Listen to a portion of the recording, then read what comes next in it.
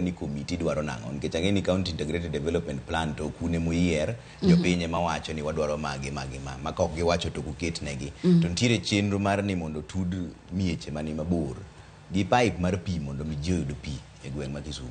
Nitiere chenro makamano makata sani wan gi Kisumu County Water Bill 2023 ma is being enacted in the assembly sani.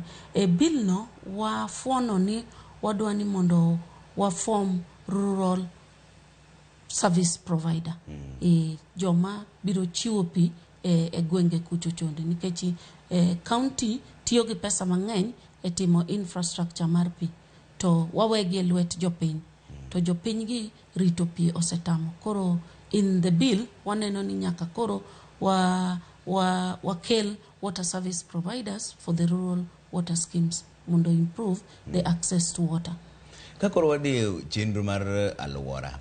Kisumu nigi mpango mane un gi yiende mudwa no pidhi to pango nang'o tutiyo gi rowere nade nikech rowere mago kuwacho ni gine magin gi teko mar pidho yiende gi to uketo gi marom nade miyo gi teku marom nade mar pidho yien mar loso alwora mar tiyo kodu kaka Kisumu County.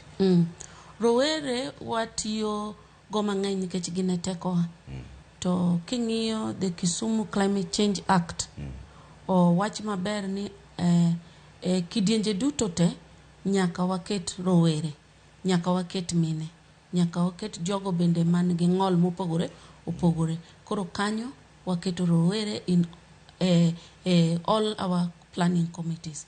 Number 2, rowere wadhi tiyogo a lot in the tree nurseries.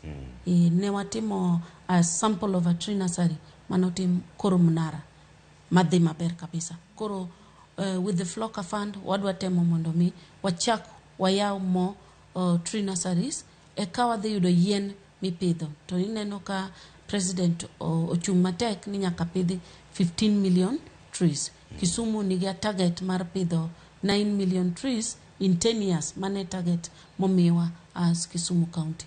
Mondo mi watim magi nyaka wabed gi tree nurseries. To tree nurseries go mine gi rowere e madhiti. Wadoga ne pesa mar milion 136 miwacho chande imulo matin